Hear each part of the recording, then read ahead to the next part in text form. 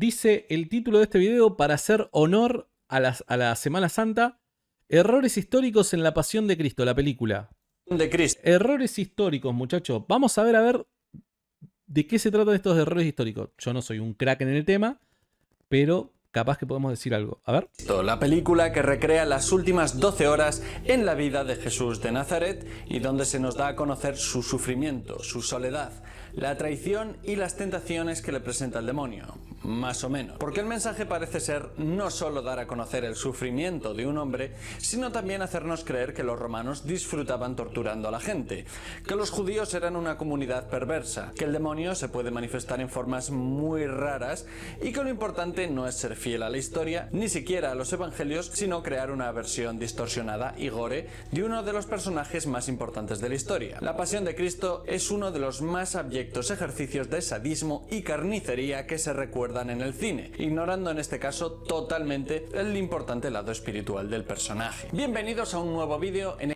No, para mí toda esa maldad que se expresa por medio del sufrimiento al que se hace pasar a Jesús es justamente el mensaje espiritual que se da. O sea, yo no sé si este es un canal cristiano, no lo sé, la verdad es que no lo sé. Muy probablemente no lo sea.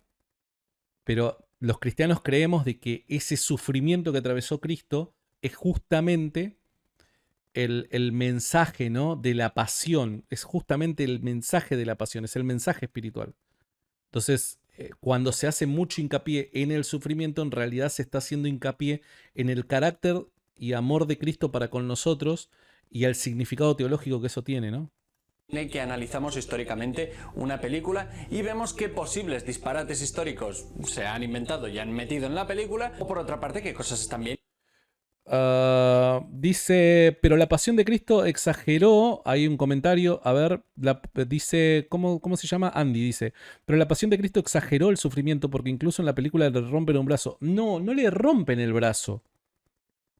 En la película le sacan el brazo del lugar, pero no le rompen el brazo. Le sacan el brazo del lugar, pero no le rompen el brazo. Y podemos aprender. Hoy toca La Pasión de Cristo, una película de Mel Gibson que fue muy criticada y generó mucha polémica. ¿Era necesario hacer una película tan sangrienta? ¿Cómo de contentos que...? Y sí, cuando el director de una película quiere reproducir un hecho real, o sea, lo que se va a tratar de reproducir es lo que ocurrió realmente. Y eso sangriento en la Pasión de Cristo es justamente lo que Jesús vivió.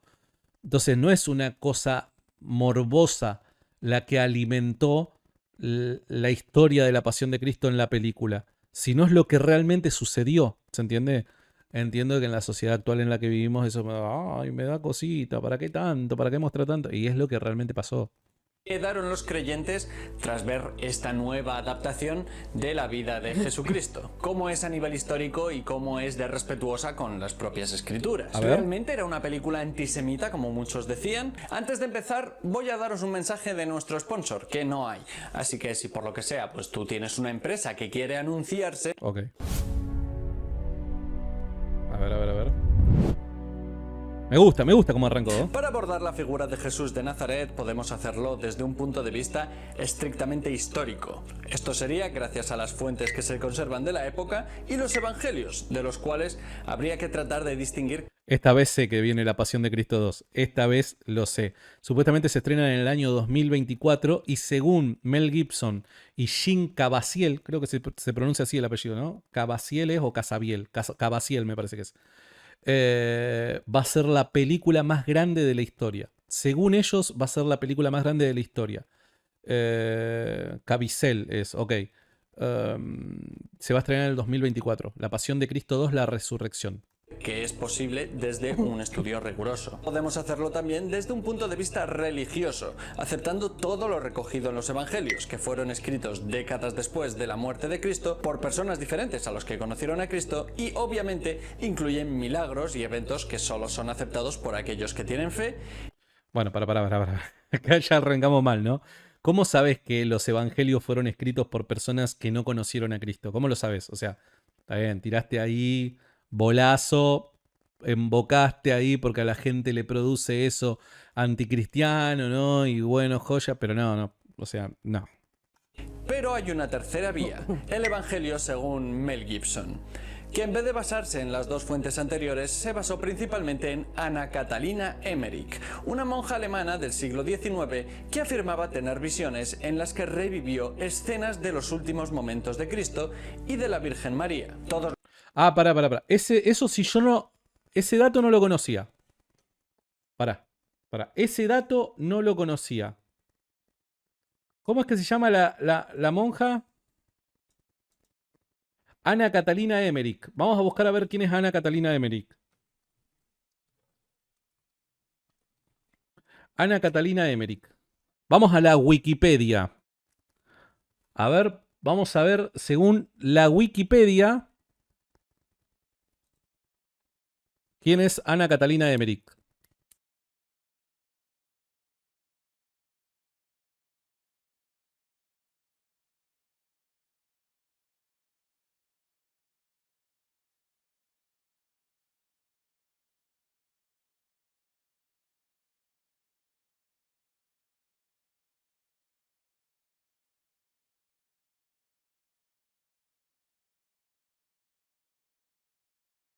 Mirá vos, no lo sabía. No lo sabía. O sea que Mel Gibson utiliza las visiones de esta señora Anna Catalina como fuente de su película. No lo sabía. No lo sabía. Vamos a seguir. A mí me sirvió este dato. Yo no lo conocía. A mí me sirvió. Últimos momentos de Cristo y de la Virgen María. Todos los que visteis la película y estabais familiarizados con los evangelios, o sois creyentes y tenéis ese background religioso, probablemente vieseis cosas que decíais, ¿y esto de dónde ha salido? Bien, pues la mayoría de los cambios responden a que es una adaptación de las visiones de esta monja y por otra parte la visión artística de Mel Gibson. En versión original. El hecho de que se graben las películas en lenguas diferentes a las que se hablaban en el momento histórico abordado es algo normal. Sabemos que en la antigua Roma no hablaban inglés y nos parece bien que se grabe en inglés. Esto es un código aceptado, pero Mel Gibson trató de dar realismo incluso en esto. Los personajes de la película hablan en arameo, en hebreo y en latín. Y aunque sabemos que nuestros conocimientos de las lenguas que se hablaban entonces no es 100% correcto, es una buena aproximación. Aunque algunos criticaron que el arameo es arameo sirio, que se habló siglos más tarde y era diferente al arameo palestino del siglo I.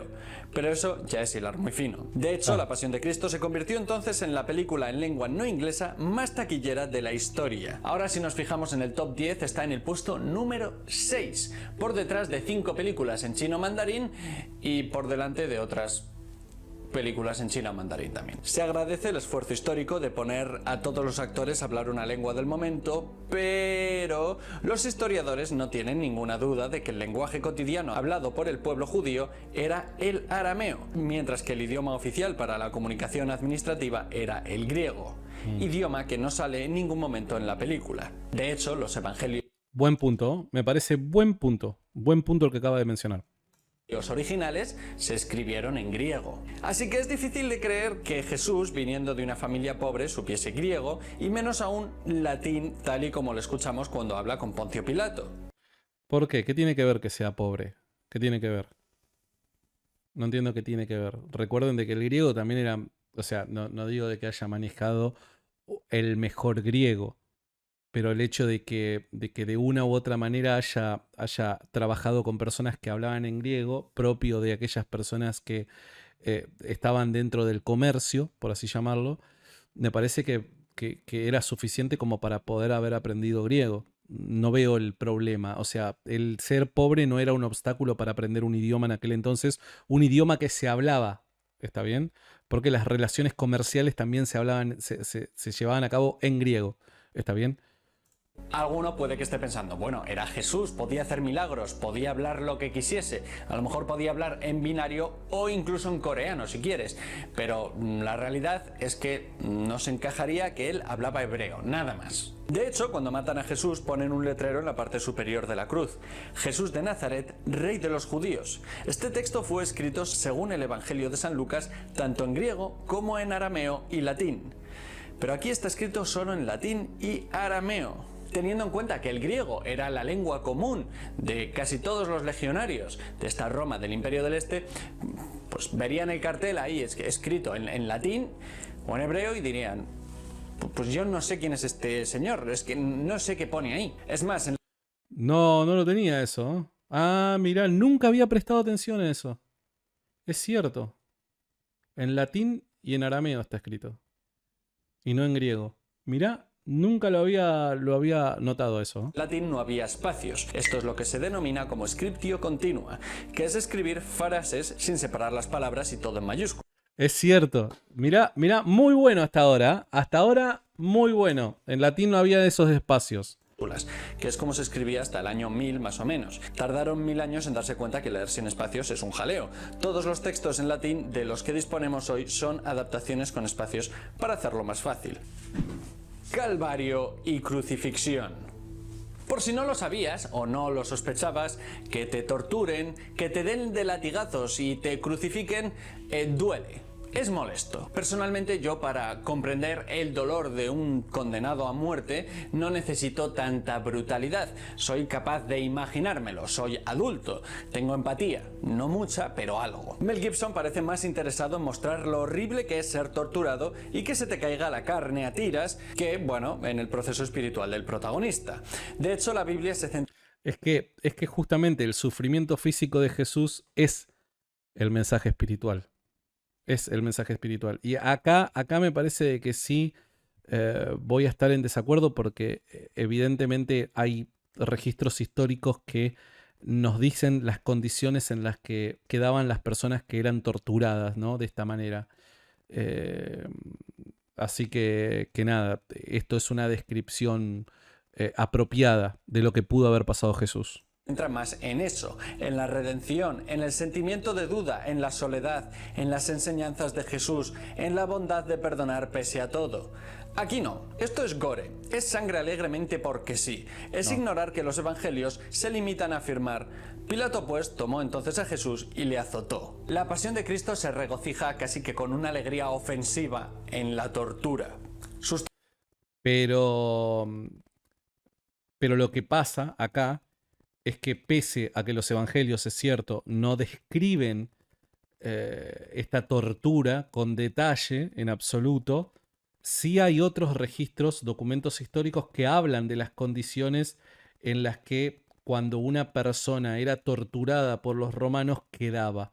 Eusebio de Cesarea creo que es quien dice que a los cristianos que los torturaban de esta manera, dice que cuando finalizaba la tortura, los agujeros que les quedaban en la carne permitían ver el interior del cuerpo de la persona, ¿no? Era realmente terrible la tortura. Entonces, bueno, pese a que no haya ese detalle en los evangelios, no importa. Por medio de otros documentos vos podés añadir estos elementos que eran muy probables que hayan ocurrido. Los torturadores se ríen mientras sacan un objeto de tortura tras otro que no tenemos evidencia que se usasen con Jesús, ni siquiera en la época. Y sí, los romanos torturaban de maneras muy variadas y originales, pero si Jesús hubiera sido torturado de manera excepcional, es decir, con más dureza y de manera tan brutalmente diferente a otras personas crucificadas, pues digo yo que esto lo habrían mencionado en los evangelios. No lo mencionan en los evangelios, pero sí creo que hay detalles que te permiten llegar a esa conclusión. Por dar un ejemplo, ¿cuál es la razón por la que Jesús, poquitas horas estando colgado en la cruz, muere? ¿Cuál es la razón?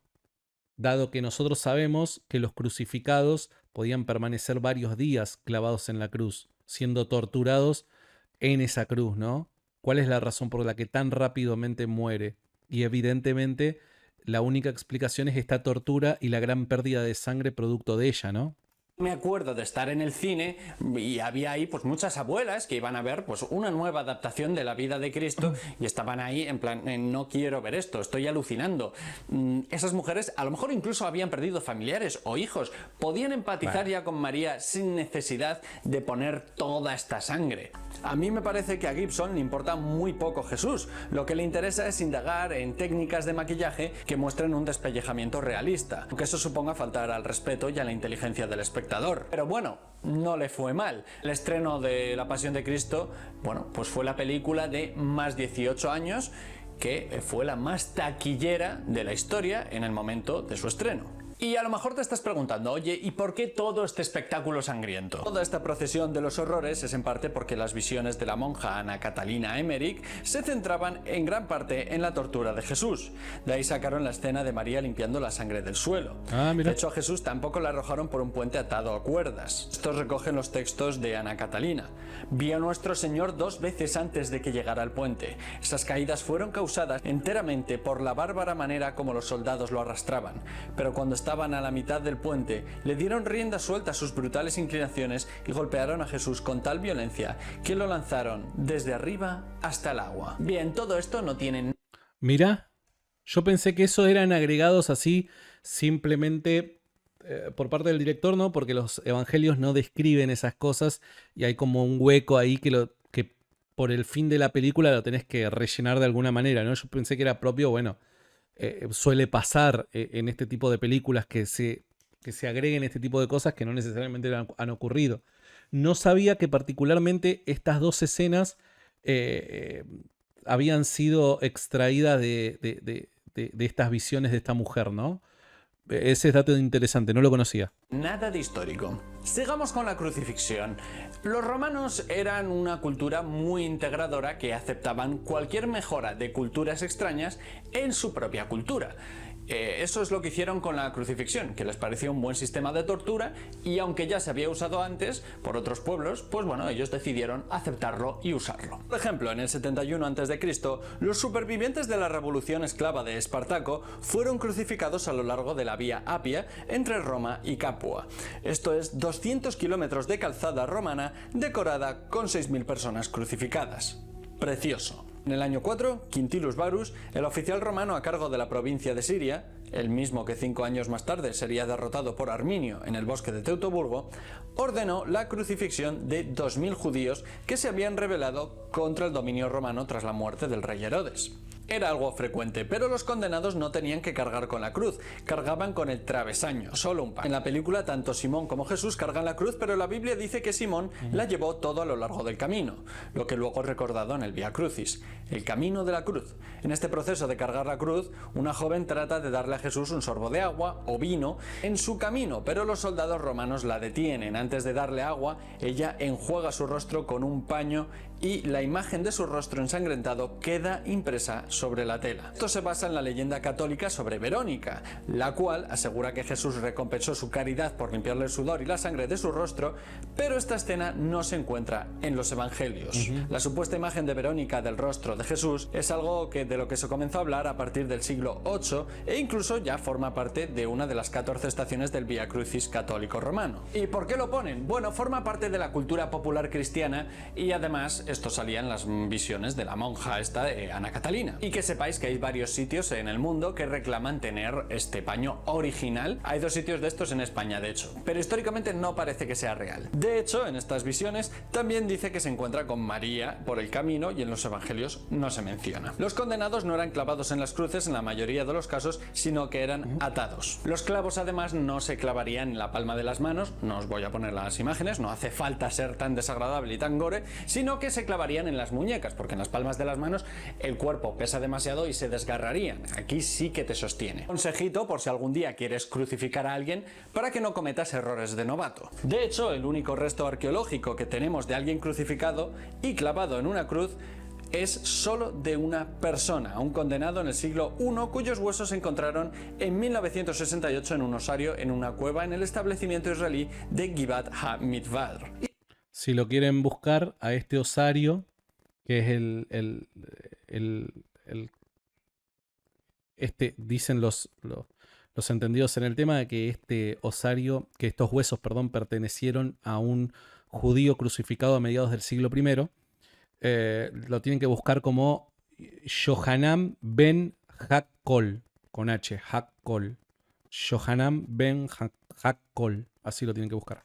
Y tan solo conservaba un clavo que habría sido usado en su talón. Con este sistema de crucifixión no solo se buscaba la tortura, sino también que la persona crucificada se ahogase, ya que con el tiempo pues su cuerpo no se sostendría y se asfixiaría. Esto podía durar varios días, pero los romanos eran gente muy práctica y si querían acelerar el proceso lo que hacían era romper las rodillas al crucificado. Eran otros tiempos. En cualquier caso, esto no fue necesario con Jesús porque según se nos cuenta, bueno, pues él ya había muerto. Según el Evangelio de Juan, pero al llegar Jesús, como le vieron ya muerto, no le quebraron las piernas, sino que uno de los soldados le atravesó el costado con una lanza y al instante salió sangre y agua. ¿Y cómo trasladan este pasaje a la película? Pues con una lluvia de sangre, claro. Este centurión romano conocido como Longino, de ahí la lanza de Longino, traspasa el cuerpo de Jesús y prácticamente brota una cascada de agua. ¿Hacerlo tan gore? Bueno, yo creo que ya intuís la respuesta. Mel Gibson se basó también en esto, en las visiones de la monja mística Anna Catalina Emmerich. Cuando Longinos retira su lanza de la herida, una gran cantidad de sangre y agua brotó y bañó su rostro y cuerpo. Yo de verdad no sé qué veía esta monja, pero vamos, digno de una película de terror. Según la tradición, Jesús es crucificado con dos personas más, Gestas y Dimas.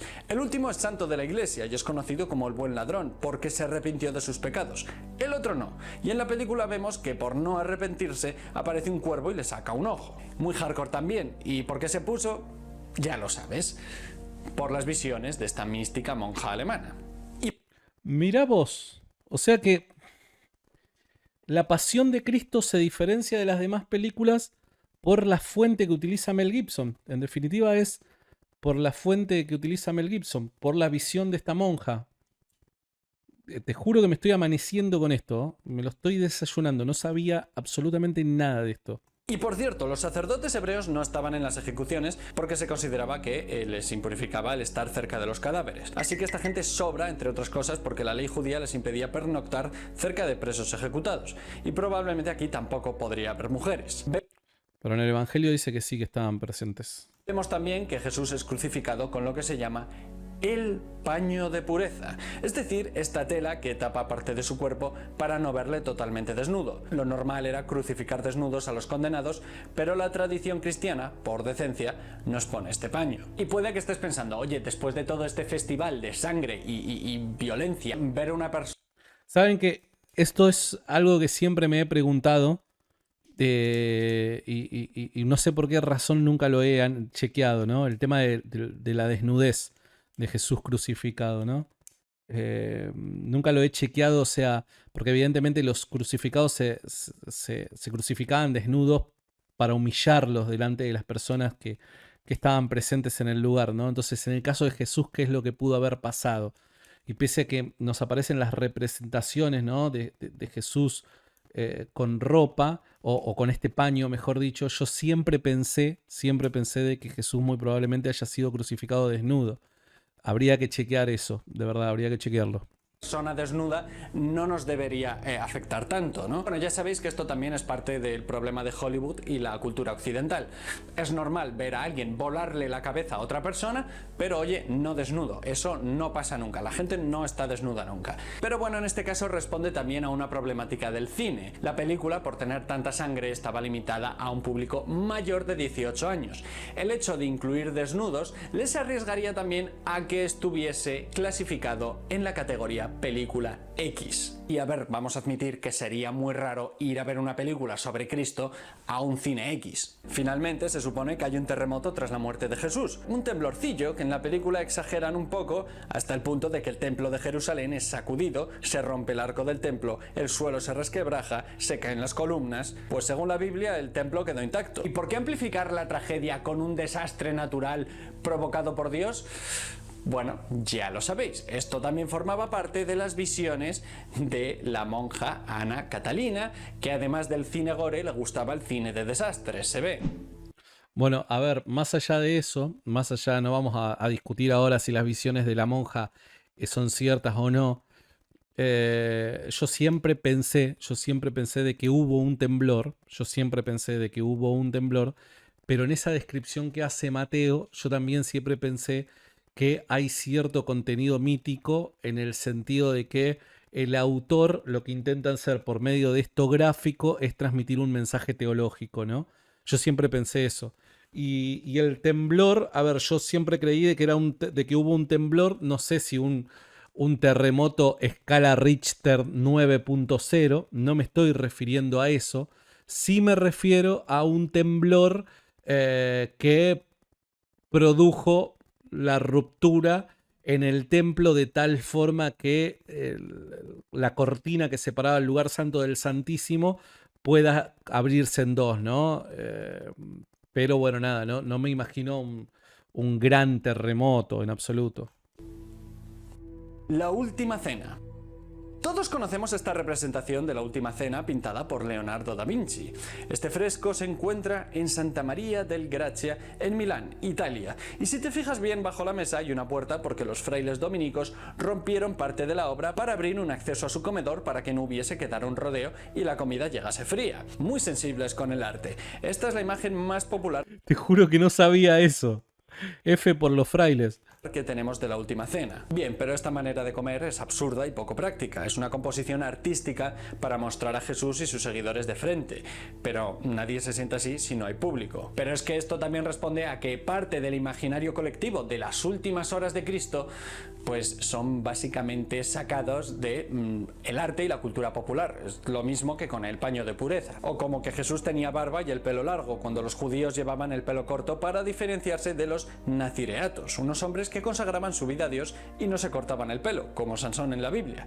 Pero volviendo a la cena, en este caso vemos 7 personas a un lado y 3 al otro. No tiene sentido esta distribución, pero lo hacen para parecerse al cuadro.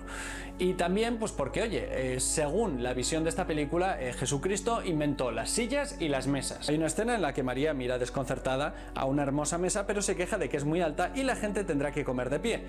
Jesús asegura que también hará sillas y ella asegura que las sillas nunca se pondrán de moda. Por si tienes alguna duda, las mesas y las sillas de comedor existían antes de Jesús. Él no las inventó. Los judíos se reclinaban en la mesa para comidas especiales como esta. No estaban sentados como vemos. Se apoyaban sobre el lado izquierdo comiendo con el brazo derecho. En esta escena se representa a Juan sentado al lado izquierdo de Jesús, pero según los eruditos estaría a la derecha, ya que era el discípulo a quien Jesús más amaba. A ver, es un detalle tonto, pero claro, en esta película, ¿prestar atención a las escrituras? Mal. ¿Prestar atención a unas visiones de una monja para hacer una descripción gore de una tortura? A tope con ello. Por cierto, aquí también caen en considerar a María Magdalena una ex prostituta que, en cuanto conoce a Jesús, deja de llevar una vida disoluta, o que por lo menos deja de ser adúltera. Bien, esto es parte de la cultura popular, pero ni la Iglesia ni los evangelios afirman que María Magdalena se dedicase a la prostitución, y de hecho no fue apedreada como vemos, fue liberada antes de ser apedreada. Antisemitismo. First presenter is beautiful, talented and Jewish, apparently. Mel Gibson told me that. He's obsessed. Bien, veamos por qué mucha gente pensaba que Mel Gibson utilizó la historia de Jesucristo para, contar la movida que a él le interesaba y, desde luego, para proponer un mensaje antisemita. ¿Quién condena a muerte a Jesús? La tradición nos dice que fue Poncio Pilato, el gobernador de Judea, pero aquí no parece querer hacerlo. Pese a que realmente la historia nos dice que Poncio Pilato era un personaje que no escatimaba en crueldad si era necesario. Poncio Pilato afirma que él no se había cortado un pelo a la hora de sofocar rebeliones en Judea durante 11 años. Bueno, aquí no cuadran las fechas, pero Pilato fue prefecto, no procurador, de Judea desde el año 26 hasta el 36.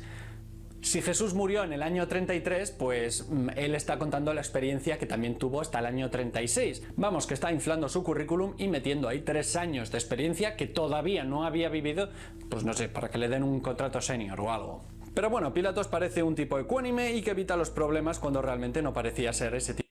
No entendí esa última parte. La de Pilato no la entendí. Pará, la voy a repetir porque no entendí la última parte de Pilato. ¿Quién condena a muerte a Jesús? La tradición nos dice que fue Poncio Pilato, el gobernador de Judea, pero aquí no parece querer hacerlo. Pese a que realmente la historia nos dice que Poncio Pilato era un personaje que no escatimaba en crueldad si era necesario. Bueno, pero por un lado te quejas de que no usa los evangelios como fuentes, y cuando usa los evangelios como fuente, que justamente los evangelios que dicen de que Pilato no quería crucificar a Jesús, te quejas, ¿no? Entonces no hay nada que te venga bien. Y por otro lado, el hecho de que es cierto que Pilato es descrito como una persona despiadada, eso no quiere decir que necesariamente Pilato tendría que haber tenido la intención, el deseo y se le caía la baba por crucificar a Jesús. En absoluto, una cosa no quiere decir la otra. Poncio Pilato afirma que él no se había cortado un pelo a la hora de sofocar rebeliones en Judea durante 11 años. Bueno, aquí no cuadran las fechas, pero Pilato fue prefecto, no procurador, de Judea desde el año 26 hasta el 36. Si Jesús murió en el año 33, pues él está contando la experiencia que también tuvo hasta el año 36. Vamos, que está inflando su currículum y metiendo ahí 3 años de experiencia que todavía no había vivido, pues no sé, para que le den un contrato senior o algo. Pero bueno, Pilato... No entendí esta última parte. Esto lo del contrato senior no lo entendí. ¿Que por el título será? ¿Será por la diferencia en el título? No entendí, esa parte no la entendí. Parece un tipo ecuánime y que evita los problemas cuando realmente no parecía ser ese tipo de personas. De hecho, deja que toda la culpa de la ejecución de Jesús se la lleven los judíos. De hecho, incluso, según los evangelios, propone al pueblo que elija si liberar a Barrabás o Jesús, y ellos eligen liberar a Barrabás. Esta figura jurídica de liberar a gente random proponiéndoselo al pueblo, bueno, pues que sepáis que no tenía precedente, no tiene mucho sentido en sí mismo y no existía. Algo así no parece razonable en un sistema jurídico por muy antiguo que fuese. Hasta que te enteras que en España el gobierno indulta a presos en Semana Santa a petición de las cofradías para seguir con esta tradición religiosa. Pero bueno, volviendo al tema... Es cierto, el tema de soltar a Barrabás por Jesús, eso de, bueno, que ustedes elijan a quién suelto, ¿no? No aparece en otro lugar en la historia. No aparece. Esto no parece ser una costumbre. Eso es cierto. Aquí no condenan a Jesús los romanos, sino los judíos. Las comunidades judías alegaban que la película retrata a los judíos como salvajes malvados y sedientos de sangre, sin proporcionar quizás ningún contexto. Esto es una crítica errónea, porque acá Mel Gibson sí está siendo fiel a lo que dice el texto. Acá no está diciendo los judíos son personas despiadadas. Acá está diciendo particularmente estos gobernantes del pueblo de Israel o de los judíos son despiadados, pero particularmente estos, porque de hecho, o sea, los que no son romanos en la película son judíos. Y la mayor parte de los que aparecen ahí son personas piadosas hacia Jesús, ya sean sus discípulos, su madre, la mujer que en el camino le limpia su rostro, etc. No es que todos los judíos son personas malas. Entonces, esta crítica me parece inapropiada. Además, sin mencionar, que vuelvo a repetir, es así como los evangelios lo reproducen, ¿no? Es más... los judíos lo que le dicen es esta sangre caiga sobre nosotros y sobre nuestros hijos, dicen los judíos, ¿no? O los líderes, los que formaban parte del Sanedrín, ni siquiera todo el Sanedrín, ¿no? Una parte de él. Así que no, esto no parece ser algo que Mel Gibson metió ahí simplemente por su antisemitismo en absoluto.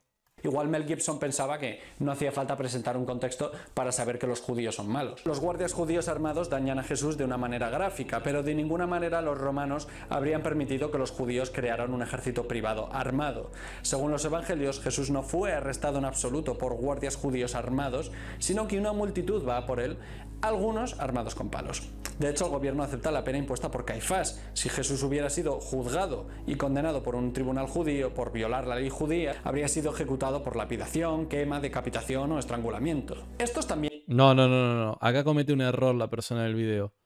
Porque los judíos en esa época no podían sentenciar a muerte a absolutamente nadie. Los judíos no podían sentenciar a muerte.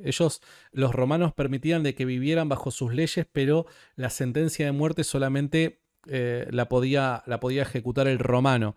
Entonces, por eso es que, por dar un ejemplo, cuando Santiago el Menor, el que es llamado hermano de Jesús en las Escrituras, es asesinado en el año 62, me parece que ocurre, y esto lo deja registrado Josefón en su libro Antigüedades de los Judíos, dice de que no habiendo ningún procurador en romano en Jerusalén, dice que el sumo sacerdote, me parece que era Anás, si yo no me equivoco, corríjanme, Anás dice que sentencia a muerte a Santiago, el que era llamado el hermano de Jesús, o el que era el hermano de Jesús, ¿no?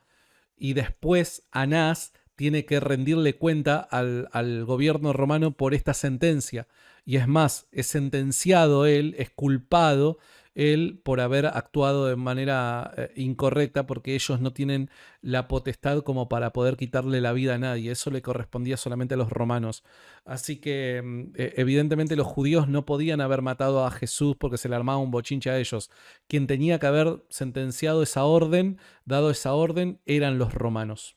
También eran muy variados a la hora de matar gente. Pero el caso, solo los romanos tenían la autoridad de condenar a alguien a muerte en la cruz, no los judíos. Y en esta película lo hacen los judíos. Lo hace una turba enfadada que Gibson señala como los malos. Es más, Jesús en la película no lo hacen los judíos. Es llevado a casa del sumo sacerdote, el máximo representante de la ley judía, que está empeñado en acabar con Jesús.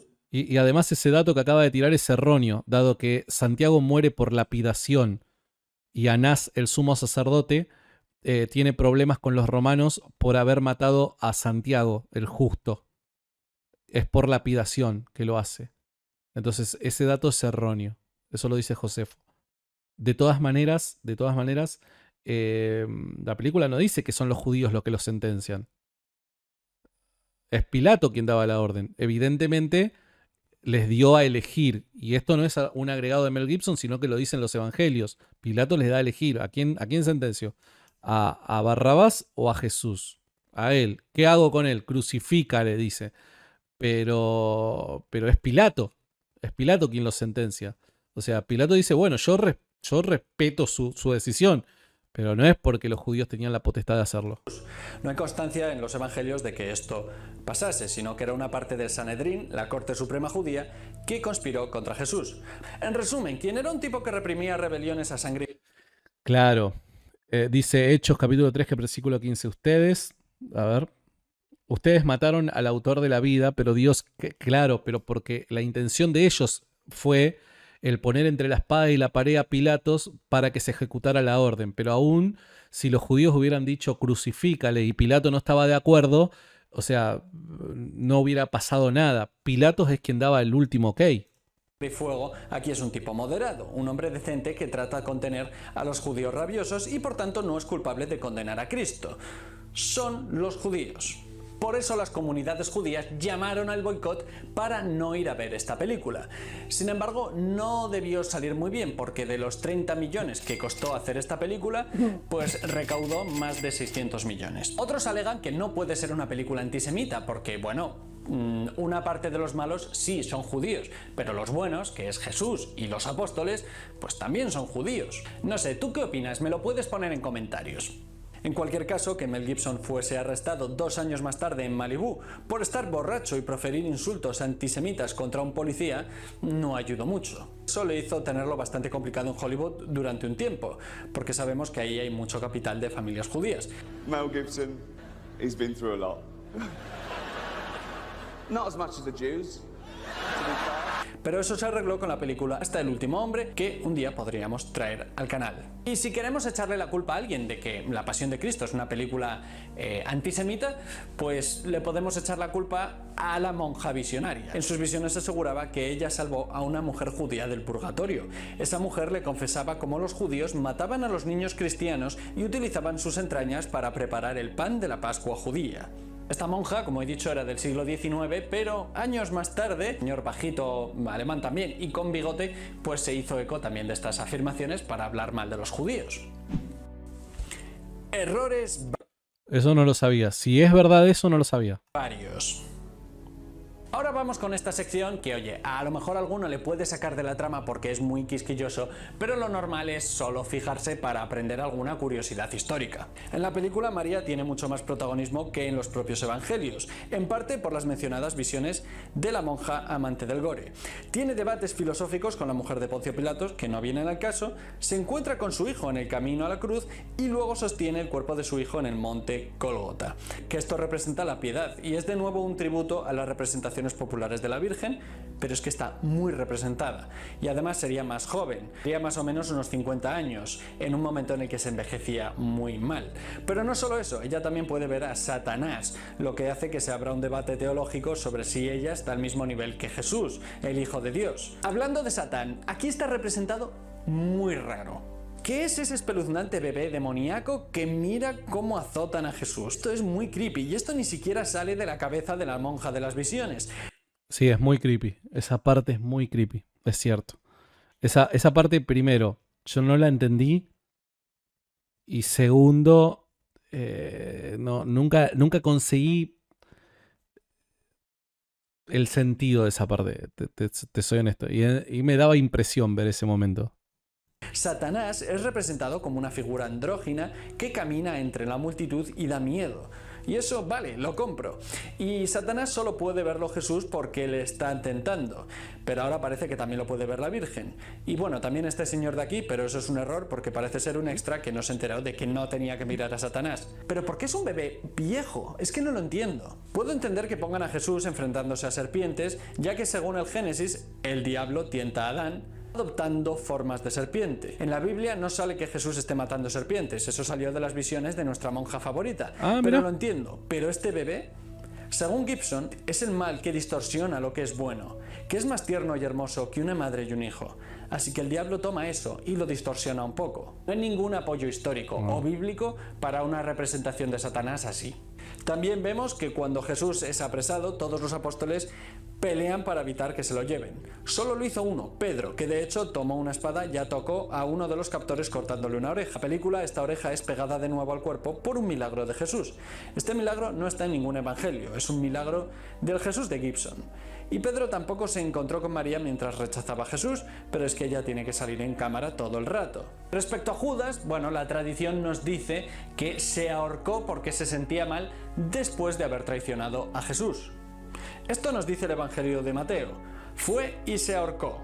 Pero los Hechos de los Apóstoles nos cuentan otra versión. Nos dicen que con ese dinero que obtuvo al traicionar a Jesús, se compró un huerto y una vez estando en ese huerto, explotó esparciendo sus vísceras por ahí. Adquirió un campo del salario de su iniquidad y cayendo de cabeza reventó por medio y todas sus entrañas se derramaron. No me preguntéis cómo algo así puede pasar, que alguien se tropiece y explote. Pero bueno, me parece un final digno de nuestra querida monja visionaria. En la película respetan la tradición y Judas devuelve el dinero y se ahorca, aunque no está claro que hubiese sido ese su final. De hecho, hay un árbol muy bonito conocido como el árbol. Los padres de la iglesia han tratado este tema y si no me equivoco, lo concilian los dos textos de la misma forma que lo hacen muchos académicos en la actualidad, ¿no? Que en realidad Judas se ahorca en un campo, pero al ahorcarse, el tronco que utilizó para ahorcarse se parte, él cae desde las alturas y se revienta su cuerpo, ¿no? Eso es lo que dicen. Árbol del amor o el árbol de Judas, porque se supone que Judas se ahorcó en un árbol de esta especie. No sé cómo, porque tiene ramas muy finas y no soportarían su peso, pero bueno. Y ya si nos ponemos a hilar muy fino, nadie daba ¿Ven? Se rompe la rama. Discursos estando parado en la cima de una colina y la audiencia debajo.